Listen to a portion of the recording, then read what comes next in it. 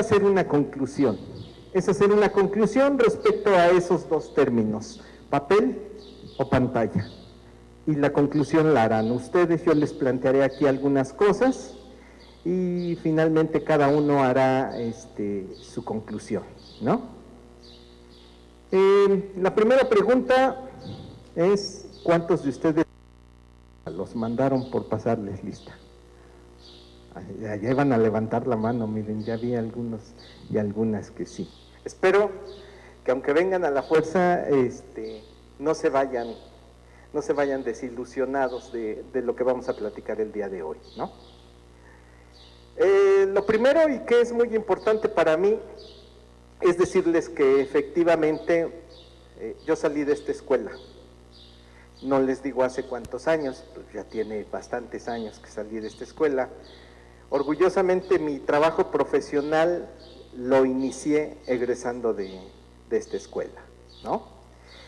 Y entre otras cosas que le debo mucho a esta escuela, también le debo mucho a los libros, a la lectura, gracias a los libros, que sigue siendo mi pasión, que sigue siendo el eje de mi trabajo. He podido hacer muchas cosas. Me ha permitido la lectura, los libros me han permitido conocer a muchísimas personas de todas las edades, desde niños de educación inicial hasta personas de asilos o personas de casas de la tercera edad, pasando por profesionistas de todos los tipos, por alumnos de muchas instituciones, y no solo en México, también la lectura y el trabajo con los libros me ha permitido conocer a personas de otros países, en ferias del libro, en talleres internacionales, en trabajo que tiene que ver con esto de los libros y con esto de la lectura. Hoy me han dejado este tema, me han dejado el tema de leer y escribir hoy en papel y pantalla, y sí, en efecto, la pantalla de los teléfonos, la pantalla de estos dispositivos, la pantalla de las computadoras, la pantalla de la televisión, nos ha cambiado la vida. Nos ha cambiado la vida porque hay ejemplos como muy elementales, como muy obvios de cómo nos ha cambiado la vida. Vamos a ver algunos ahora, ¿no?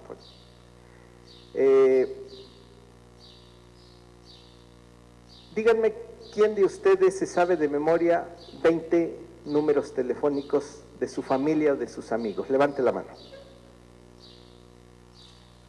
10. 5. 2, 3, 4, 5, 6. 3. Gracias. 1, nada más el suyo. Casi. Muy bien. Ese es un ejemplo de cómo la tecnología nos ha cambiado la vida. Hace no muchos años, hace 10, 15 años, cuando eran pocos los celulares, ¿no? Uno se sabía el número de su casa, de su trabajo, de sus familiares más directos y de sus amigos más cercanos. Cuéntenle, ¿no?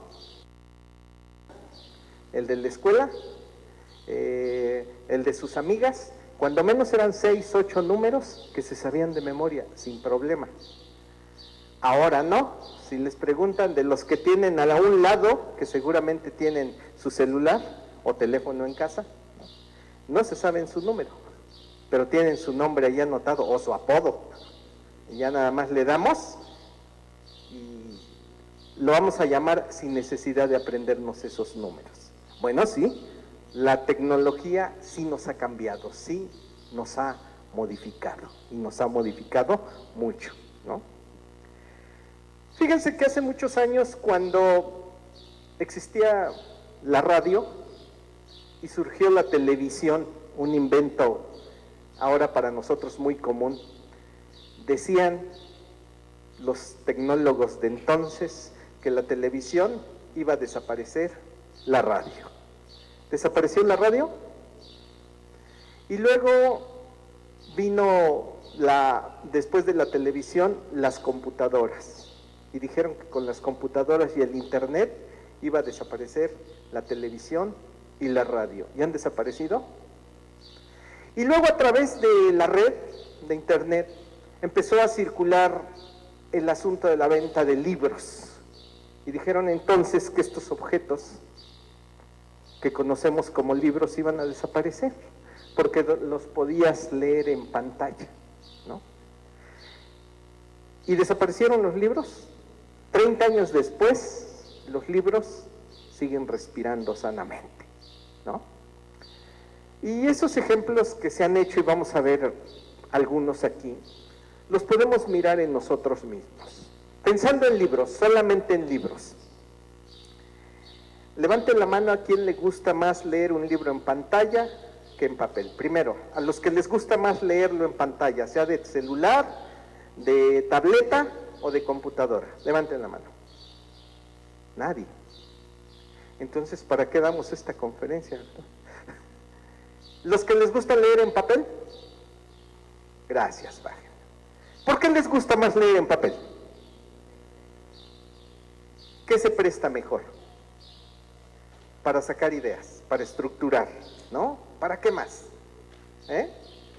Se puede manipular, ¿no? Tú lo puedes ver de principio a fin, quieres ver el final, quieres ver el medio, quieres ver el objeto completo. En la pantalla no es tan fácil, ¿no? Menos si es comprado, ¿sí? ¿Sí? ¿No? Ok. Bueno, este diagnóstico que acabamos de hacer aquí, ustedes son de una generación que nacieron con la tecnología, ¿no? Y entienden en la práctica que es más fácil leer en papel y es más productivo leer en papel que en pantalla, ¿no? Pero vamos a ver. ¿Alcanzan a ver todo lo que dice allá? Bueno, vamos a empezar por los términos que nos convocan el día de hoy, ¿no? Leer y escribir. Primero esa palabra, leer. ¿Qué es leer? ¿Quién me dice una idea de lo que es leer? ¿Nadie? A eso venimos. Es el programa de lectores. ¿Qué es leer, lectores? ¿Qué es leer? ¿Quién se anima? Con eso trabaja el programa, ¿eh? Sí. Decodificar información escrita. ¿Qué más? Darle una interpretación a esa información. Muy bien. Dicen nuestras preguntas. ¿En qué leemos? ¿Libros? ¿Solo en libros? ¿En qué más? ¿En el periódico? ¿En revistas? ¿En artículos? ¿En las redes sociales? ¿En el celular? ¿No? ¿Carteles? O sea, leemos en muchos soportes. La lectura se puede hacer en muchos soportes, no solo en libros. ¿Bien? Ok. ¿Qué se puede leer?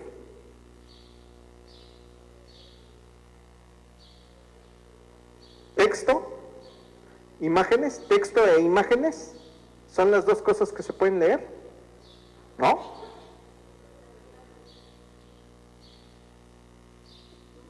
¿Números? Sí se puede leer también, la matemática también se puede leer, ¿no? Muy bien. Vean estas preguntas, vamos a ir tratando de responderlas en el transcurso de la sesión, ¿no? Y la última pregunta, ¿ustedes creen que ha cambiado el significado de este verbo, leer, lo que significaba hace 100, hace 50 años, hace 20 y ahora, significará lo mismo? ¿Sí o no? ¿Sí significa lo mismo? ¿No? ¿Qué ha cambiado? Ok, entonces vamos a prescindir de él porque si no,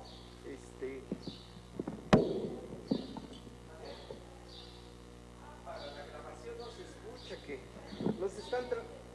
nos están transmitiendo en vivo a otros países. Bueno, esto de leer, de la modificación del verbo leer, si les interesa, hay un artículo muy interesante que se llama precisamente cómo ha cambiado en el tiempo el pasado, el presente y el futuro del verbo leer, ¿no? Y tiene que ver con esto. Una persona que lee se dice que está alfabetizada, ¿no? Pero ese concepto de alfabetización ha cambiado con el tiempo. Hace 50 años, si a ustedes los ponían frente a una máquina que les dispensaba tarjetas para usar el transporte público y no les ponen instrucciones de cómo usarlo, se hubieran parado frente a ella y ¿qué hubieran hecho? Una máquina que te da una tarjeta, que le pones dinero, te da una tarjeta, le cargas tiempo, dinero, saldo, para que puedas usar el transporte público. En las ciudades del país, en las grandes ciudades, existen estas formas, ¿no? Bueno, hace años no eran necesarias. Por eso ahora dicen que alfabetizar no tiene que ver solo con saber leer y escribir, tiene que ver con muchas otras cosas, con saber usar esas herramientas en estos dispositivos, en máquinas, en otros espacios, de tal manera que si ahora una persona no puede usar una computadora, no se puede decir que esté totalmente alfabetizado. ¿Por qué? Porque mucha información, porque mucho conocimiento pasa por la tecnología, y si no la sabes usar, entonces tienes problemas con tu forma de haberte alfabetizado, ¿sí? Entonces, digamos que lo que era necesario de leer y de escribir hace algunos años, no es lo mismo que es necesario ahora, ¿no? Eso cambia, eso se modifica, ¿no? Entonces ahora, por ejemplo, no usar WhatsApp, no solo es no estar al día, ¿verdad? Es una necesidad.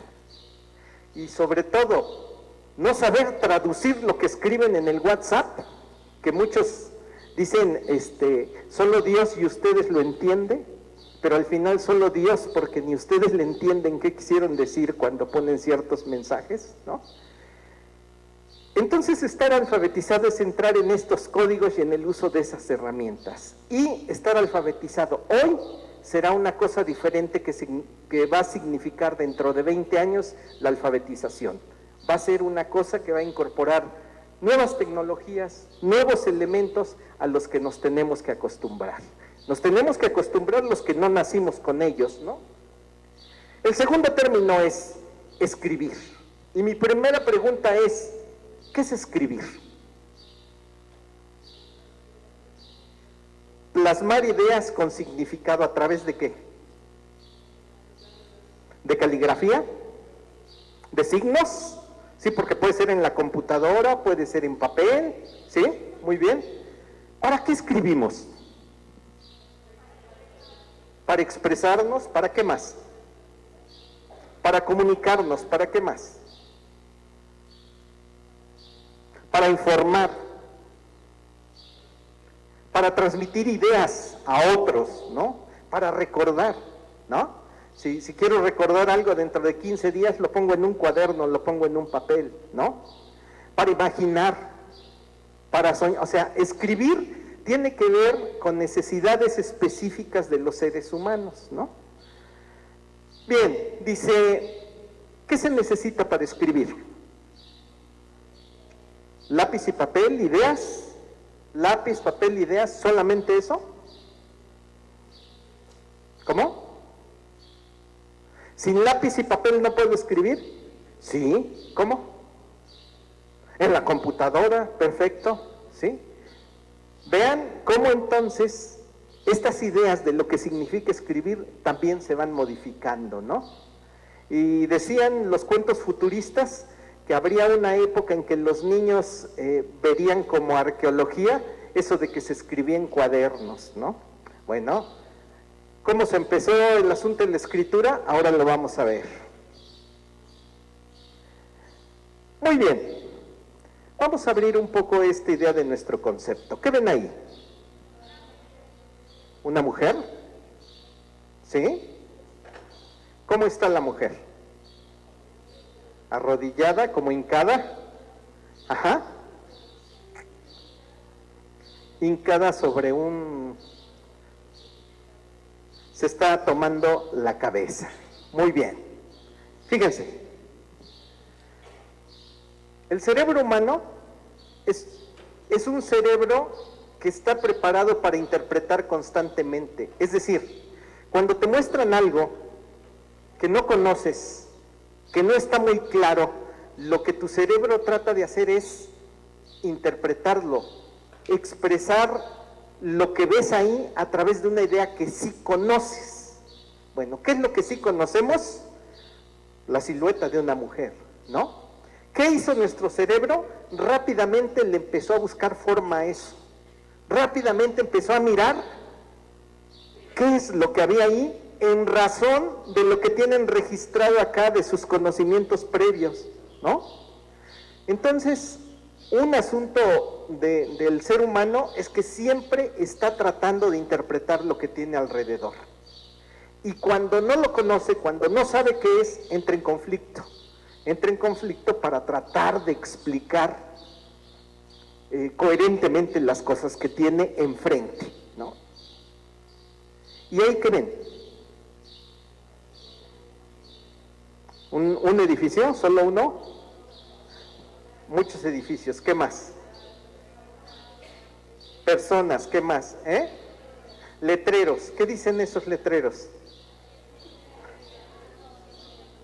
¿Pero se imaginan qué dicen esos letreros?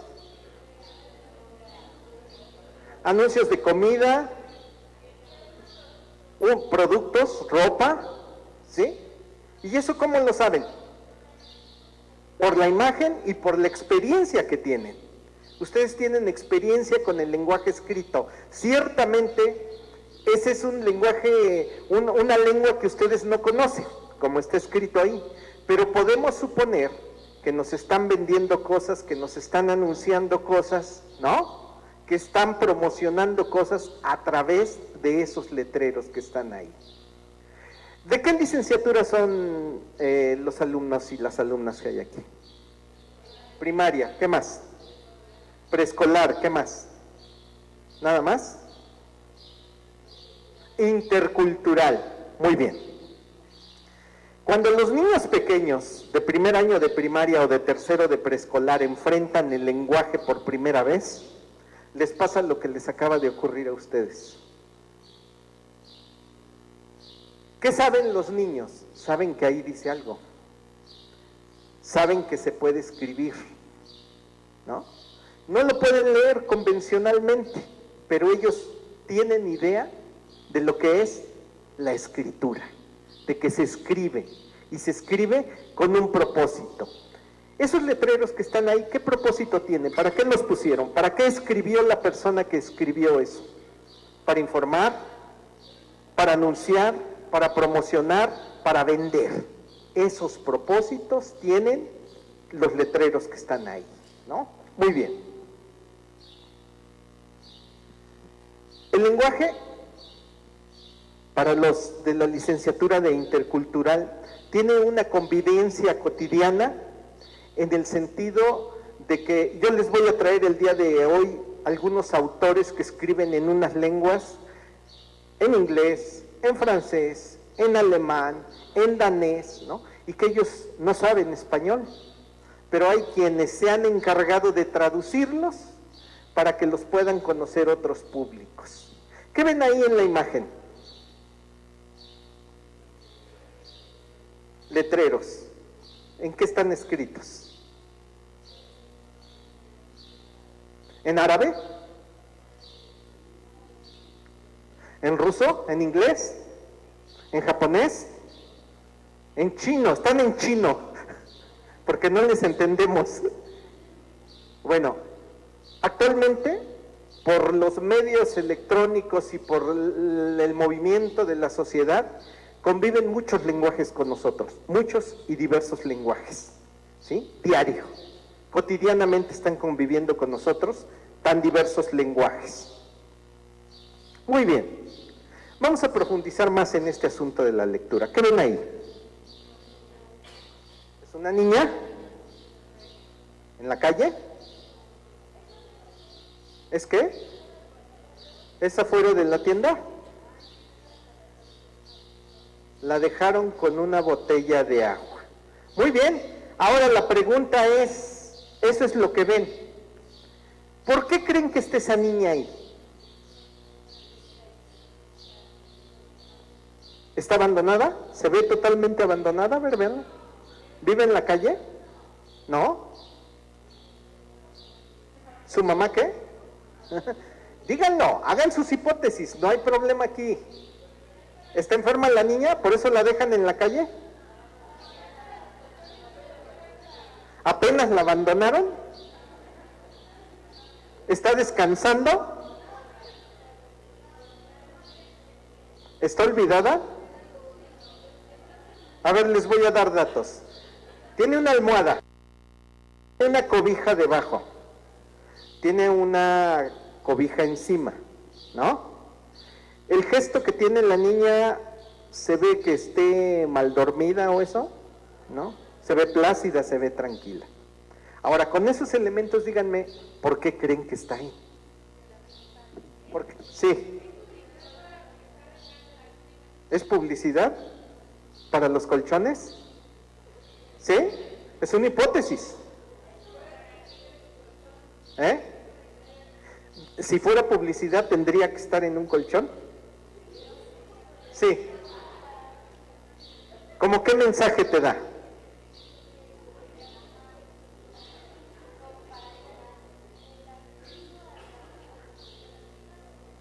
¿Acceso? Bien, su compañera dice que es como para dar un mensaje de quienes tienen acceso a los colchones o a comprarlo o dinero y quienes no tienen. ¿Qué les parece esa idea? Bueno, a ver, ¿quién creen que dejó a la niña ahí? Y si la dejó su mamá, ¿dónde está su mamá? Comprando colchones, y cuando van a la mueblería, sus mamás dejan a sus hijos afuera así en la banqueta. ¿No?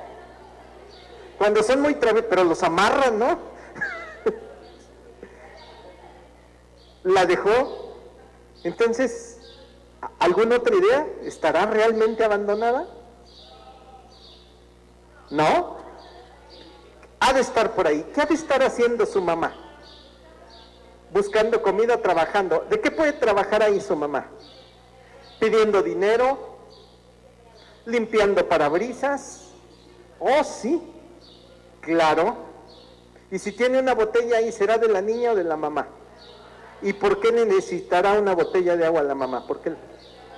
Para limpiar los vidrios. O si se pasa todo el día en el sol, para hidratarse, ¿no? Muy bien. Fíjense.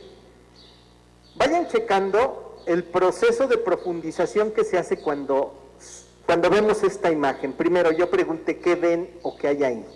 Y ustedes me respondieron. Segundo, yo pregunté, ¿por qué creen?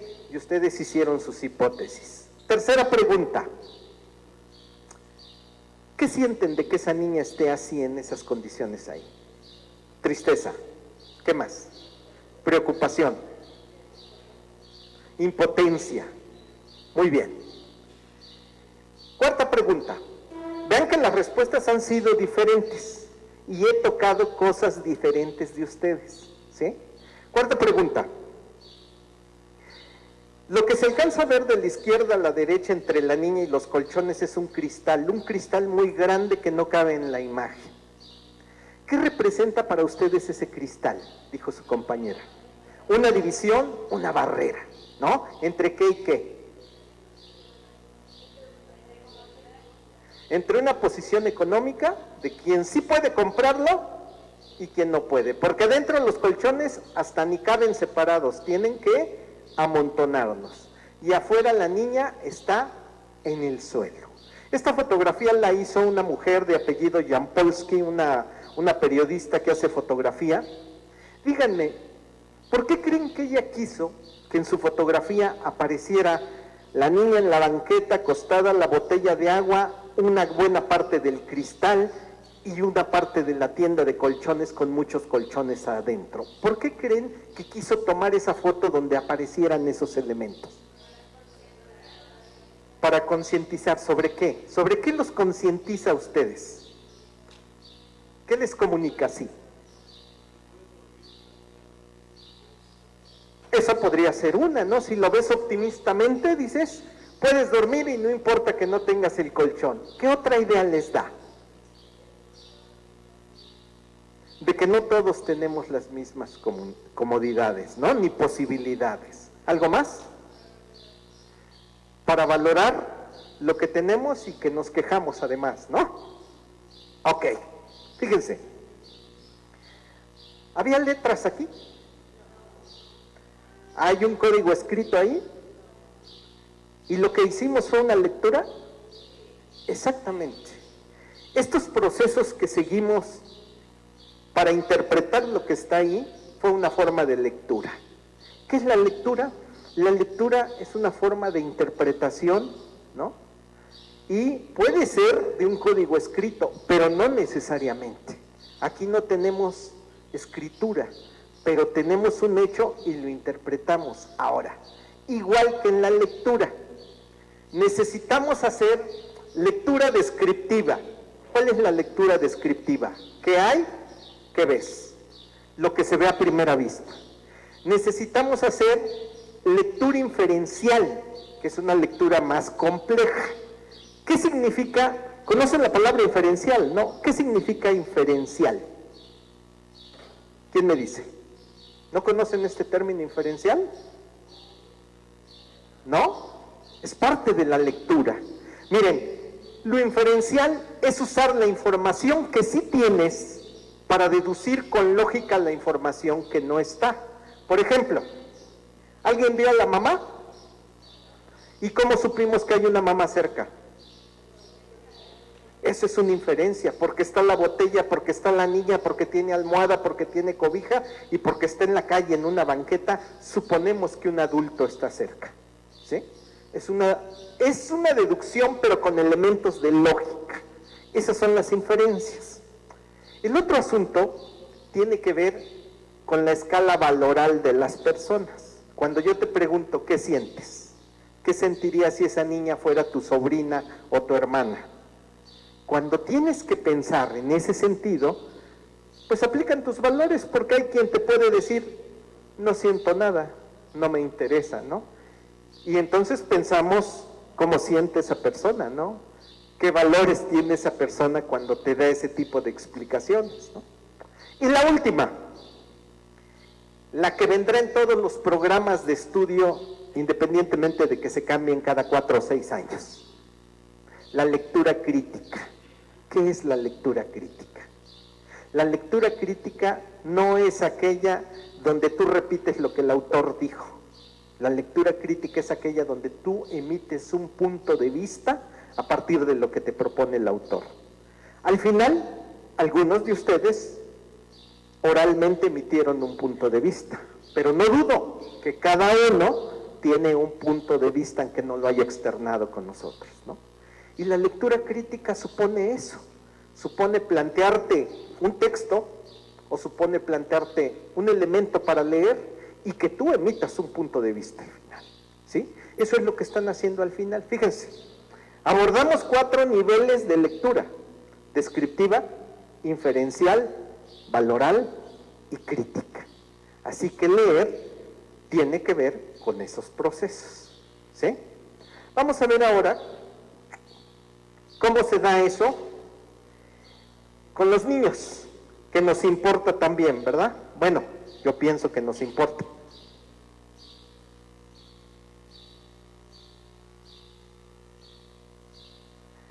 ¿Conocen este cuento? ¿Alguien lo conoce? Es de las bibliotecas de aula de preescolar, ¿no? Este es para niños pequeños. Vamos a ver nuevamente si aquí hay lectura o no hay lectura. ¿Qué ven ahí? ¿Y cómo se sienten los niños? ¿A qué están jugando? ¿Alguna de ustedes jugó a eso en su infancia? ¿Con quién jugaron? Muy bien. ¿Y qué pasaba cuando jugaban? ¿Ustedes eran los que lloraban o los que hacían llorar? Y cuando lloraban, ¿qué pasaba? La mamá te regañaba. Muy bien. ¿Cómo se llama este cuento? Entonces, ¿de qué se va a tratar? Muy bien. Lo que están haciendo ahorita ustedes se llama técnicamente predicciones. Están prediciendo de qué se va a tratar el texto, el cuento. ¿Lo vemos? Vamos a ver. ¿Qué ven ahí? Uno va llegando y el otro. ¿Cómo se siente el que está leyendo? Tranquilo, concentrado. ¿Qué cara tiene el que va llegando? De travieso. ¿Ustedes a quién se parecen? ¿Al del libro o al otro? Ah, claro, ¿verdad? ¿Al que está leyendo? No. Muy bien. Le voy a cambiar a la página de este libro. ¿Qué va a ocurrir en la siguiente página? Eso es lo que ustedes harían. A ver. ¿Qué pasó? ¿Cómo se sintió el que estaba leyendo? Ajá. Sorprendido. Muy bien. Voy a cambiar la página. ¿Qué va a ocurrir en la siguiente página? ¿Va a llorar o se la va a regresar? Bien, ahí están dos hipótesis, no se peleen. Son hipótesis que vamos planteando cuando leemos. Muy bien, ¿qué pasó? Oigan, pero no se enojó que le hayan pegado, ¿por qué? ¿Sí? Muy bien. ¿Qué va a pasar en la siguiente página? Ah, muy bien, vamos a ver. ¿Qué pasó? ¿Cómo se sienten ahora? Muy bien. Y cuando uno estaba así feliz jugando a los almohadazos, ¿qué ocurría? A ver, vamos a ver. ¿Qué es ese A? ¿Qué significa? ¿Y qué significa que el papá llegue y se pare así? ¿Ya vieron la casa cómo está? ¿Qué va a hacer el papá? ¿Qué le toca hacer? ¿Esa cara que tiene de qué es? A ver, vamos a ver. ¿Qué está haciendo el papá? ¿Y cómo se sienten ellos? Aquí yo no les pregunto a ustedes porque los niños saben más que ustedes, ¿no? Les digo a los niños, ¿qué les está diciendo el papá? Las maestras se ponen rojas, verdes, cuando los niños empiezan a decir lo que los papás dicen en casa, Bien rudo. Bueno, pero ahí está ese papá regañando a sus hijos. ¿Qué va a pasar en la siguiente página? A ver, vamos a ver. ¿Qué pasa ahí? ¿La cara de qué? ¿Qué van en la apuesta de ustedes? ¿Le siguen o se calman? A ver, vamos a ver.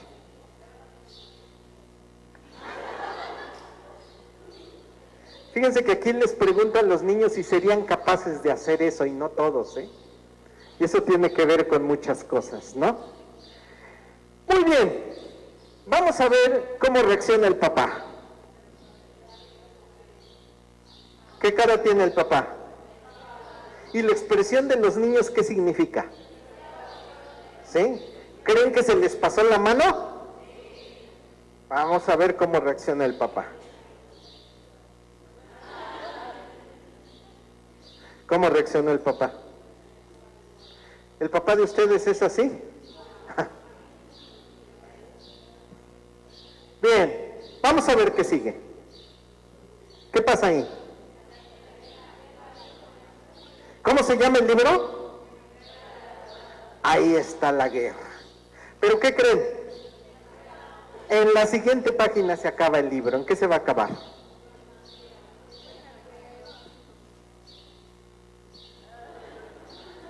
¿Quién llegó?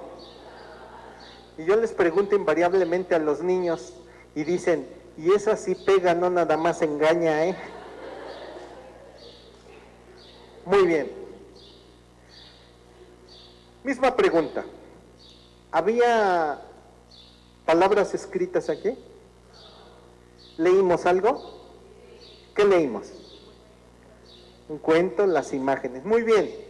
Segunda pregunta, ¿qué hice yo? ¿Yo se los leí? ¿Qué hice? Ese es el papel frente a sus niños. Preguntar mucho para que ellos tengan la capacidad después de hacerse las preguntas.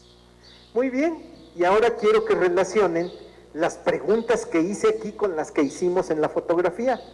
¿Les hice preguntas descriptivas? Sí, como qué ven, qué hay. ¿Les hice preguntas inferenciales? ¿Cómo cuál? ¿Qué va a pasar? ¿Qué creen que va a ocurrir? ¿No? ¿Les hice preguntas que tienen que ver con los valores? ¿Cómo cuáles? Ajá. ¿Qué harían ustedes? ¿Ustedes a quién se parecen? ¿No? ¿Tú cómo reaccionarías? Y finalmente, ¿hicieron alguna lectura crítica en algún momento? ¿Cómo en qué momento? Como si tú harías esto con tu papá, ¿no? Como si tú te lo permitirías, ¿no?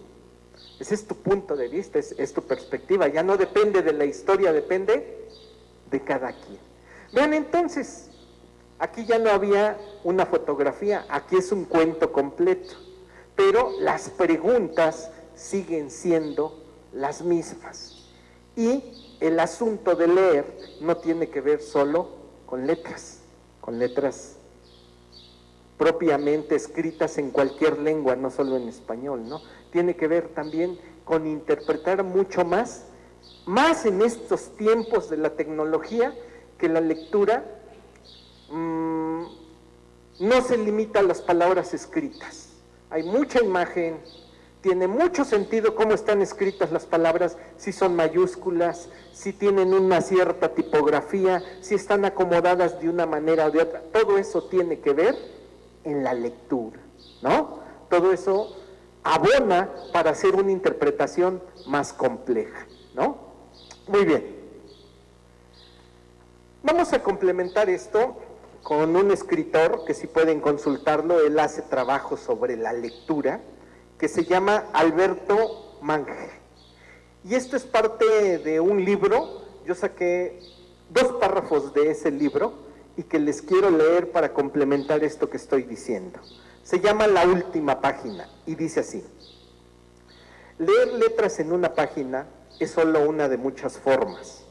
El astrónomo que lee un mapa de estrellas que ya no existen, el arquitecto japonés que lee el terreno donde se va a construir una casa con el fin de protegerla de fuerzas malignas, el zoólogo que lee las huellas de los animales en el bosque, los jugadores de cartas que leen los gestos de sus compañeros antes de arrojar sobre la mesa el naipe victorioso, el bailarín que lee las anotaciones del coreógrafo y el público que lee los movimientos del bailarín sobre el escenario, el tejedor que lee el intrincado diseño de una alfombra que está fabricando, el organista que lee simultáneamente en la página diferentes líneas de música orquestada, el padre que lee el rostro del bebé buscando señales de alegría, miedo o asombro, el adivino chino que lee las antiguas marcas en la caparazón de las tortugas, el amante que de noche, bajo las sábanas, lee a ciegas el cuerpo de su amada, el psiquiatra que ayuda a los pacientes a leer sus propios sueños desconcertantes, el pescador hawaiano que hundiendo una mano en el agua lee las corrientes marinas, el granjero que lee en el cielo el tiempo atmosférico. Todos ellos comparten con los lectores de libros la habilidad de descifrar y traducir signos. ¿Qué les parece el texto?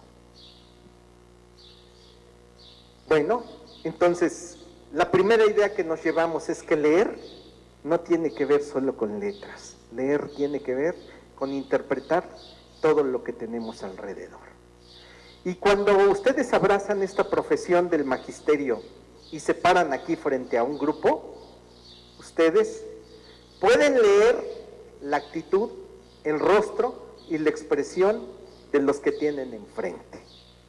Pueden leer si alguien está molesto, pueden leer si alguien está a fuerza, pueden leer si alguien está a gusto.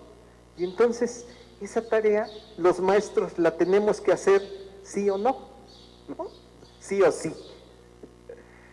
La lectura entonces no tiene que ver solo con palabras, tiene que ver con todas estas cosas que decimos. Muy bien, Pero ahora,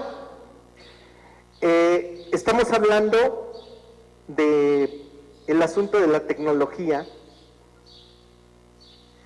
y nos hemos servido de ella porque la tecnología y el libro como lo conocemos, el texto, se influyen mutuamente, ¿no? Entonces encontraremos libros en la red, en línea, encontraremos libros si los compramos con alguna empresa que se dedica a vender libros electrónicos, pero también podemos llevar estos libros a la pantalla y también podemos llevar de la pantalla esos libros a las impresoras, ¿sí? Es decir, la tecnología es de ida y vuelta. Los libros pueden servir para llevarlos de aquí para allá o para traerlos de allá para acá. Y es lo que hemos usado. Por ejemplo, yo les acabo de mostrar La Guerra de Almohadones, de un libro como estos. Que lo que yo hice es copiarlo en un programa para que ustedes pudieran mirarlo el día de hoy, ¿no? ¿Leímos en pantalla? Sí, pero nuestra base hoy, por ejemplo, en ese caso, fue un libro impreso. Bien, ahora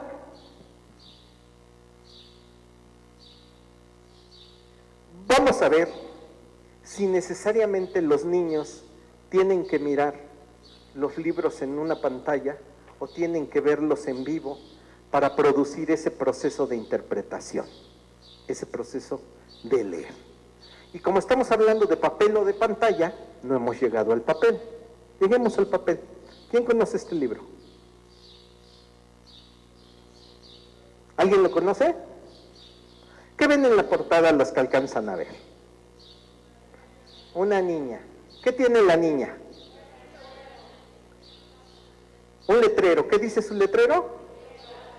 Muy bien. ¿Por qué creen que lleve ese letrero? Porque no la dejan tener gatos en su casa. Y va a ir a buscar un... Muy bien. Entonces, ¿el cuento de qué se va a tratar? Muy bien. Vamos a ver.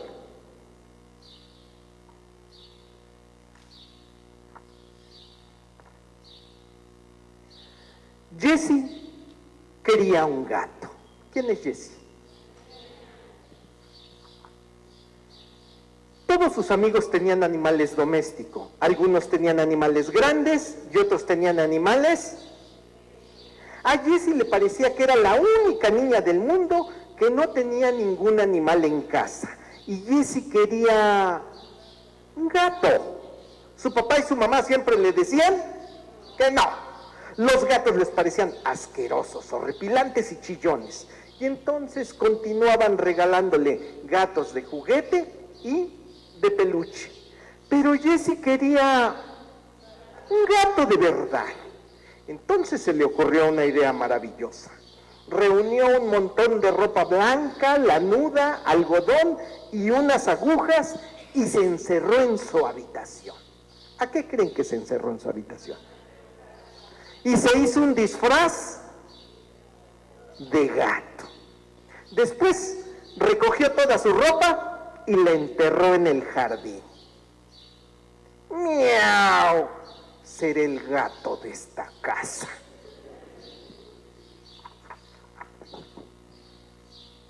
¿Qué demonios estás haciendo?, preguntó su mamá cuando llegó. Iré vestida así hasta que consiga. Y si no lo consigo, iré toda mi vida vestida así. El lunes, Jessie fue a la escuela. Cuando el maestro vio el disfraz del gato en la puerta, pegó un grito tan fuerte que ella saltó hasta la parte más alta del pizarrón. Después, no la podían bajar de ahí ni con un plato de leche. El martes, Jessie fue con sus papás al restaurante. ¡Miau! Los gatos no se sientan en la mesa, ni siquiera en lugares elegantes como este. ¡Miau! Mesero, leche y sardinas, por favor. ¿Me las podría servir aquí debajo de la mesa? Como usted ordene, señorita. ¡Miau! No soy señorita, soy...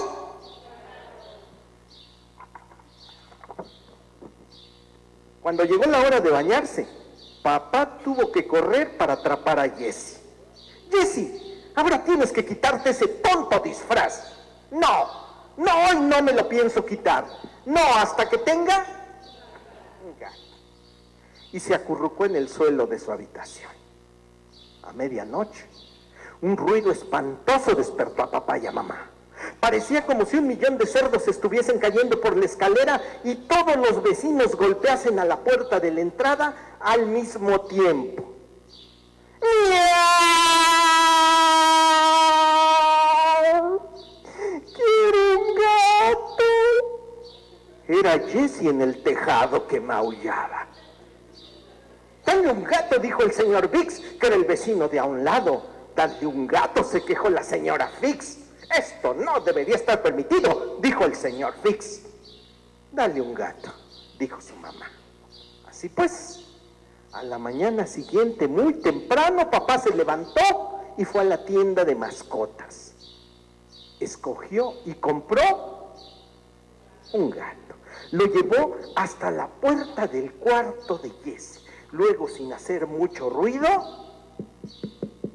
Jessie querida, tengo una sorpresa. ¿En qué creen que termina el libro?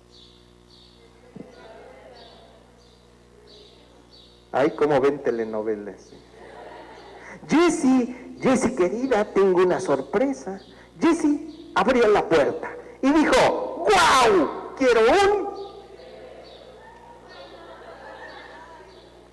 Quiero un perro. Muy bien.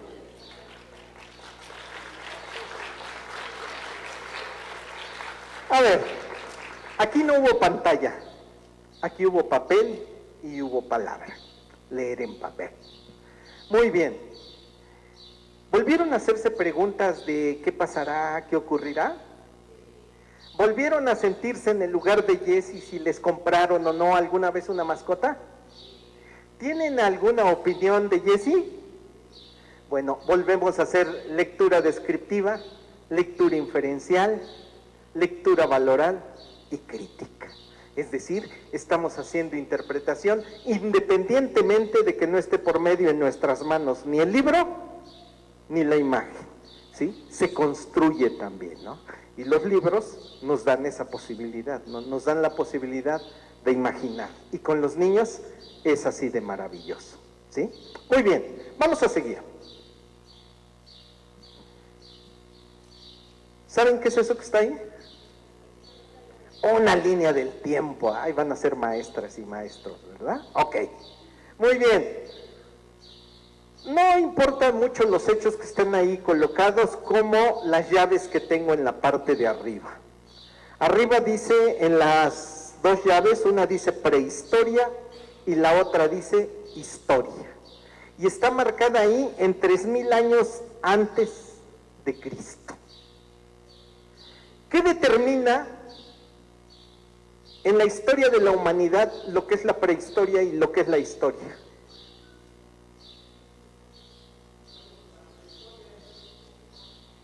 Exacto. Correcto. Fíjense, lo que marca las dos grandes etapas de la historia de la humanidad es la escritura. 3,000 años antes de Cristo aparece la escritura. Cuando las cosas se pueden escribir, entonces ya es historia. Antes de que se pudiera escribir, es prehistoria, porque no hay registros. No hay registros de eso. Y fíjense,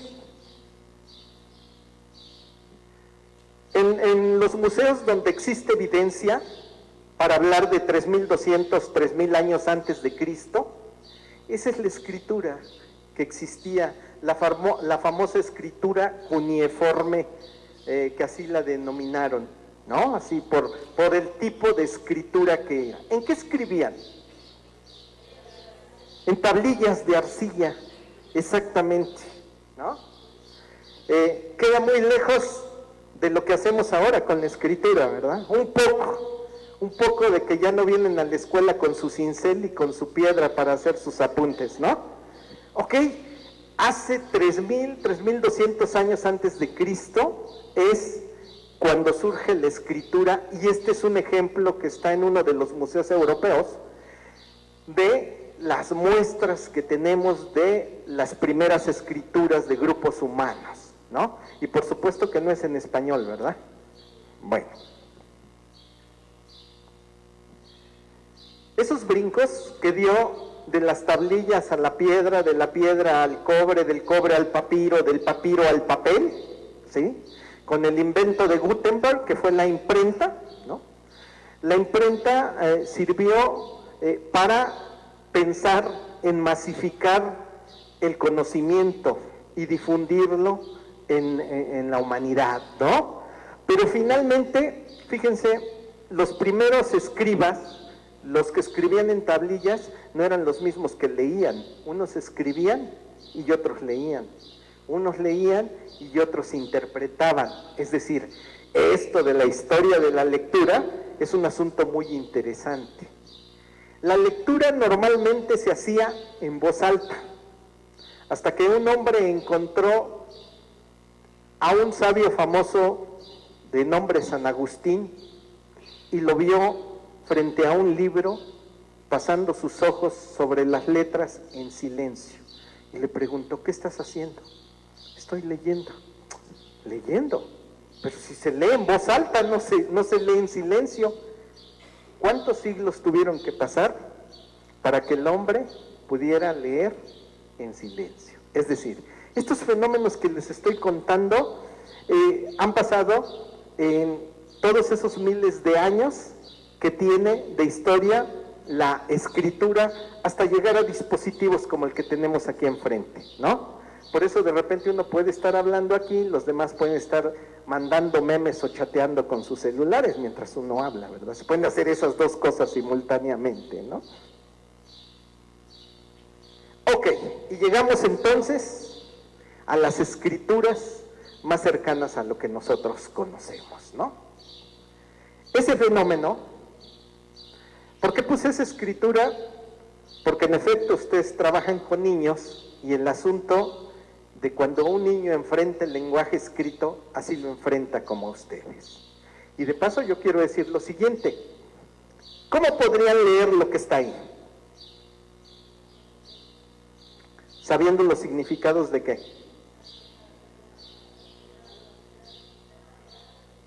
De cada símbolo, de cada signo. Muy bien.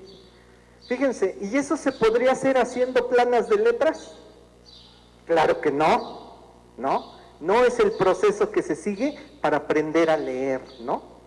Entonces, la única forma de ayudar a nuestros niños a enfrentar el lenguaje escrito es nosotros enfrentarnos a una experiencia como estas, ¿no? ¿Qué se siente y qué tenemos que hacer para comprender lo que dice ahí, ¿no?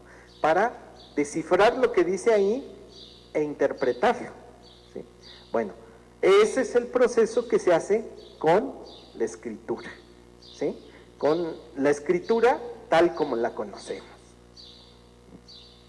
¿Quién me ayuda a leer eso?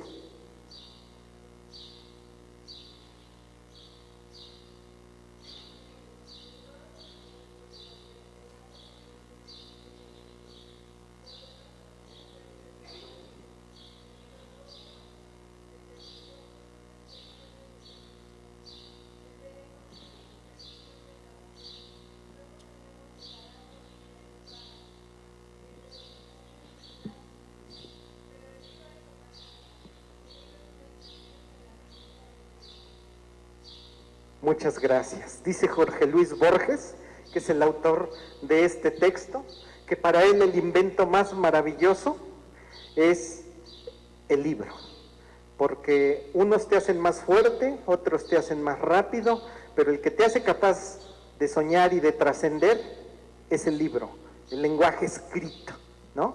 Y lo dice Borges, uno de los hombres que a pesar de que una buena parte de su vida estuvo ciego, muy disciplinado, muy organizado, y que es de los pocos que nos pudo dejar un testimonio de cuántos libros leyó en su vida. ¿Cuántos libros creen que leyó Borges en su vida? Si de su vida a partir de los 58 años estuvo ciego, pero digamos hasta los 58 años de edad, porque él vivió hasta los 82, estuvo ciego Borges, ¿no? Pero para 58 años de vida, ¿cuántos libros les gusta que leyó Jorge Luis Borges? ¿100? ¿500? ¿10? ¿1000? ¿50? ¿No? A ver, vamos pensando. ¿Quién es el que más lee? ¿Quién lee a la semana 5 libros? ¿Nadie? ¿Quién lee a la semana un libro? Una. ¿Quién lee al mes un libro? Bájenla. 2 al mes. A veces. Ok. El promedio está por 1 al mes. Vamos a ver, ¿cuántos leeríamos en un año si seguimos a ese ritmo? 12. ¿En 10? 120. Si sabemos leer a partir de los 6 años y pensáramos seguir leyendo hasta los 60 más o menos, si en un año leemos 120, no, en 10 años 120, ¿cuántos leíamos en 6 décadas? 720 libros, ¿no? Bueno, Borges leyó alrededor de 5,000 libros. 5,000 libros, ¿no? En 58 años. Y después le siguieron leyendo en voz alta. Él estaba ciego, pero le seguían leyendo, ¿no? Y Borges hablaba aproximadamente 5 idiomas, ¿no? Entonces podía leer perfectamente en 5 idiomas. Aquí los de intercultural, ¿en cuántas lenguas pueden leer? En 2.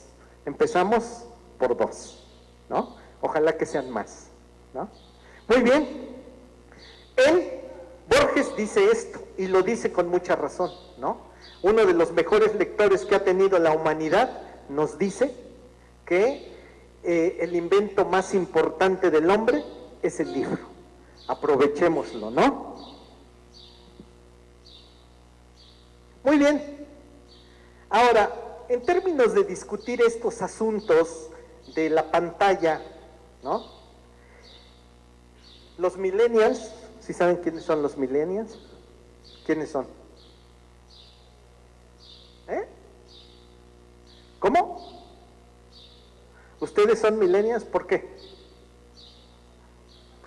Porque nacieron en estas décadas que tienen que ver con la expansión de la tecnología y el uso de la tecnología en muchas tareas de la vida cotidiana, ¿no?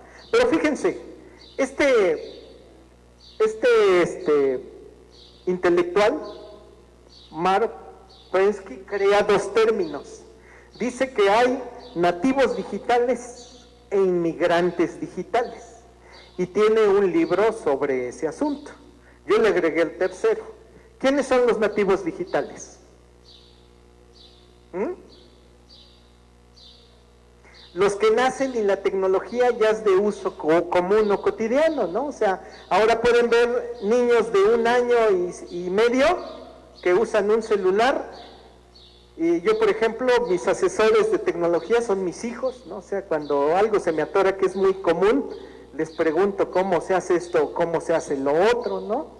Porque ellos son nativos digitales, otros somos inmigrantes digitales. ¿Qué significa en estos términos? Los que no nacimos en esta época de la tecnología, pero nos tenemos que adaptar, ¿no? Es decir, cuando yo tenía 15 años no había celulares y me tuve que adaptar al uso y me resistí mucho, al uso de los celulares, pero me tuve que adaptar al uso de los celulares. Pero hay otros que yo llamo exiliados digitales. ¿Quiénes eran esos? ¿Solo los abuelitos? ¿Los papás? ¿Algunos papás? ¿Pero por qué se llaman exiliados digitales? No saben ni les importa. Y fíjense, ustedes se van a encontrar maestros que harán muchas cosas, pero de computadoras no les hable. Porque desde que hay ciber y les puedes encargar al ciber lo que tienes que hacer en computadora, me deslindo de todo eso. A estas alturas, aunque les parezca extraño, hay personas que no usan celulares, ni quieren saber de los celulares, ¿no? Exiliados digitales, ¿por qué? Porque no saben del uso de estas tecnologías, pero tampoco les importa, están fuera, ¿no? Entonces estamos conviviendo en esta época con tres tipos de personas que están, que tienen o no acceso a la tecnología, ¿no? Los nativos digitales, los inmigrantes digitales y los de la era digital. Muy bien. Otro estudio que hicieron en el 2013 era un estudio con fines de valorar la comprensión de lo que se lee en universidades también. En estas universidades les dieron a un grupo de alumnos periódicos en versiones digitales, en versiones electrónicas, y a otro grupo de alumnos les dieron el periódico en físico, en papel, y ahí está el resultado.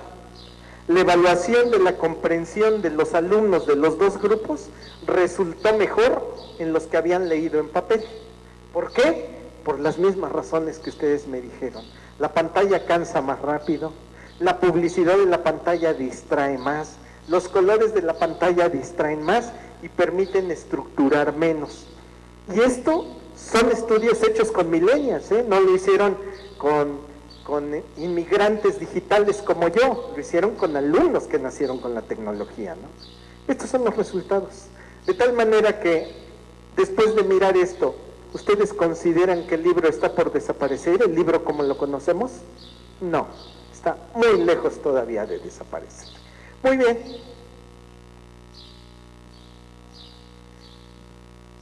La lectura en pantalla, al igual que en los libros que tienen aquí enfrente, nos da más posibilidades, si es cierto.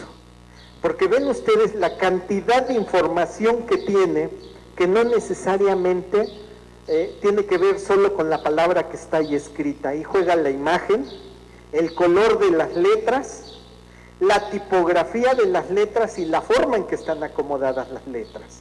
El paratexto. El paratexto, que son todas aquellas formas que tenemos de usar los elementos de la escritura en un escrito y que sirven para cosas diferentes, ¿no? Entonces, en pantalla sí te da muchas más posibilidades esto, porque se pueden mover, porque les puedes cambiar el color en un mismo banner, en un mismo programa, ¿no? El libro probablemente no te da esas posibilidades, pero a veces el asunto no es de la información que se puede encontrar, sino de las capacidades que tenemos para buscar la información.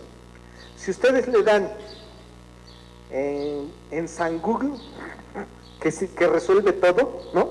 Si le dan bajar de peso, les van a aparecer miles de páginas de cómo bajar de peso, ¿no? Pero ahora díganme, de esas miles de páginas, ¿cómo le hago para abrir una que creo que sea adecuada?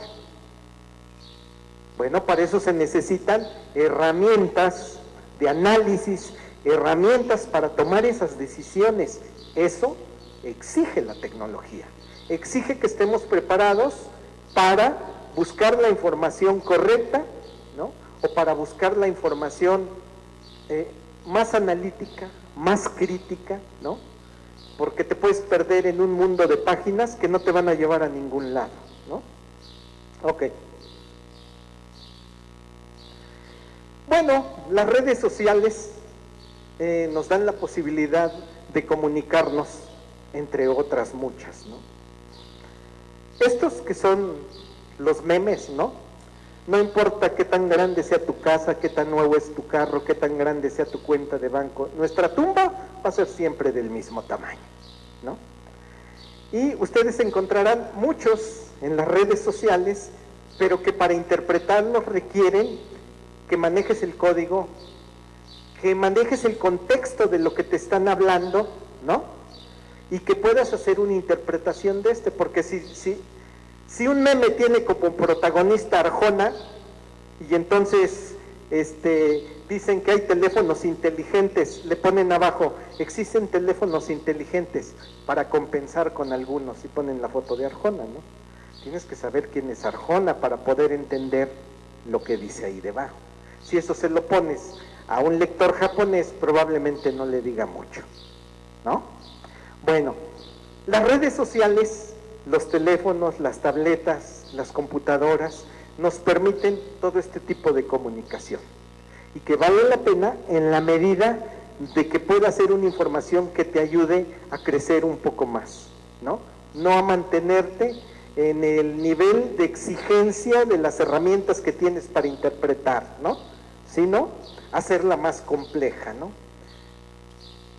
Miren, aquí traigo este libro, me habían dicho que eran 20, yo traía libros para 20, pero como somos más de 20, vamos a ver algunos ejemplos, ¿no? Nada más. Dice este libro, que es este que está aquí. Imagina un día. ¿De qué se trata el libro si se llama Imagina un día? ¿De qué? De imaginar. Dice, imagina que un día puedes bucear entre las ramas o nadar hacia el sol. ¿Cómo se imaginan eso? Bucear entre las ramas o nadar hacia el sol. Se nos acabó la imaginación siendo las... ¿No? ¿Cómo se lo imaginan? Bucear entre las ramas o nadar hacia el sol. ¿Volando? Veamos. El ilustrador nos lo representa así. ¿Qué están haciendo los niños? ¿De dónde se bajaron? De la lancha. ¿Y a dónde van? Al reflejo del árbol. Se están subiendo a las ramas del árbol, pero en el reflejo. ¿Eso en la realidad es posible? Pero en la imaginación sí. Dice este otro. Imagina que un día las raíces se ven en los ríos, las ramas se enredan con las nubes y un árbol es una escalera entre la tierra y el cielo. Esto ya es del nivel de lo poético, de cómo están acomodadas las palabras y de lo que dice. Las raíces se ven en los ríos, las ramas se enredan con las nubes y un árbol es una escalera entre la tierra y el cielo. Y así nos lo representa. Las raíces se beben en los ríos, las ramas se enredan con las nubes y el árbol es una escalera entre la tierra. ¿Se ve todo eso ahí? Sí, ¿verdad? Entonces la imagen cobra un sentido en los libros distinta a solo acompañar el texto, ¿no? Te hace una representación más compleja. Otros soportes para leer, ya lo decíamos al principio también, ¿solo papel y pantalla? No, no. La pared, latas, envoltorios, publicidad, la ropa, lonas, todos estos son soportes para colocar texto, ¿no? Bueno, fíjense, y este es de una escuela, y está puesto ahí precisamente porque es de una escuela. Zona escolar, velocidad máxima 10 mph. ¿Qué es mph? Metros por hora. ¿Se imaginan ir a 10 metros por hora? Millas por hora. Ok, ¿qué le ven al texto? Faltas de ortografía. Y es de una escuela. Módulo de promoción para la prevención de enfermedades. Enfermedades de transmisión sexual, VHS, SIDA. ¿No? Y es real, o sea, es de un centro de salud, ¿no? Es que el SIDA también se contrae por cassettes de VHS, tengan cuidado. Ok, bueno, entonces los soportes para leer no solo es la pantalla y el papel, hay mucho más. Y leer, pues el asunto de la lectura más que dónde está el texto es qué y cómo podemos leer, ¿sí? Bueno, vemos un último texto que combine las dos cosas, la imagen y el texto en pantalla, ¿sale? Vamos a ver este libro que traigo aquí.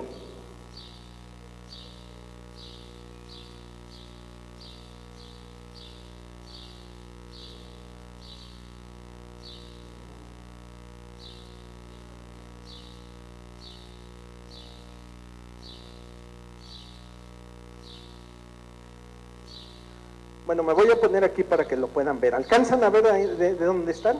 ¿Conocen este libro? Ah, ¿ya lo conocen? Entonces no veremos ese. Sí, el chiste es que vean cosas que no necesariamente conocen, ¿no?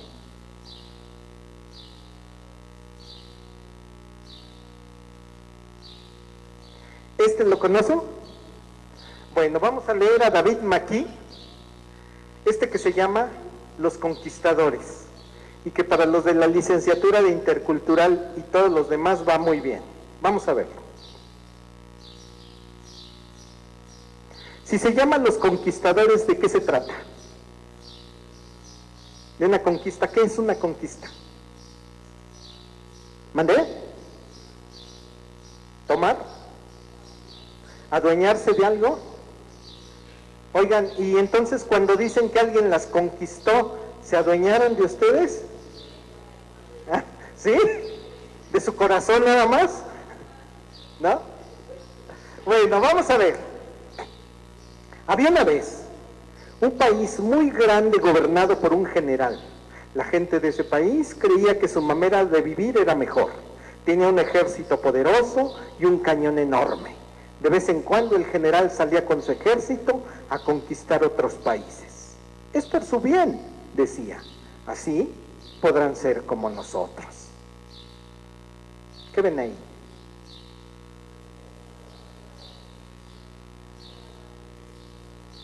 Un ejército. Los otros países se resistían, pero al final siempre eran conquistados. ¿Y ahí qué ven?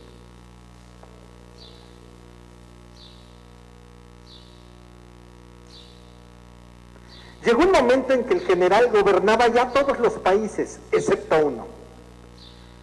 Era un país tan pequeño que el general nunca se había preocupado de invadirlo. Así que un día el general y su ejército partieron de nuevo. El pequeño país sorprendió al general. No tenía ejército y no ofrecieron resistencia. Es más, la gente daba la bienvenida a los soldados como si fueran invitados. El general se instaló en la casa más confortable y los soldados se alojaron con las familias. Cada mañana el general pasaba revista a sus soldados y luego escribía cartas a su mujer y a su hijo. Los soldados charlaban con la gente, jugaban a sus juegos, escuchaban sus cuentos, disfrutaban con sus canciones y se reían con sus chistes. La comida era diferente a la suya. Los soldados miraban cómo se preparaba y después se la comían. Estaba deliciosa. Como no tenían nada más que hacer, los soldados ayudaban a la gente a sus labores. Cuando el general se dio cuenta de lo que estaba pasando, se puso furioso. Envió a los soldados de vuelta a su país y los reemplazó por soldados nuevos. Pero los nuevos soldados acabaron comportándose igual que los anteriores. El general se dio cuenta de que no hacía falta tener un gran ejército, así que decidió volver a casa y dejó nada más unos cuantos soldados ocupando el pequeño país. En cuanto el general se marchó, los soldados que se habían quedado colgaron sus uniformes y se incorporaron a la vida pequeña de a la vida diaria del pequeño país. El general volvió a casa triunfante con sus soldados, coreando como siempre: somos los conquistadores, somos los conquistadores. El general se alegraba de volver, aunque ahora todo era diferente. La comida olía como la del pequeño país. La gente jugaba los juegos del pequeño país. Hasta su forma de vestir se parecía ahora a la gente del pequeño país. El general sonreía y pensaba: ah, los estragos de la guerra. Y aquella noche, al acostar a su hijo, le pidió que cantara para él. Así que le cantó las únicas canciones que podía recordar, las canciones del pequeño país, el pequeño país que había conquistado.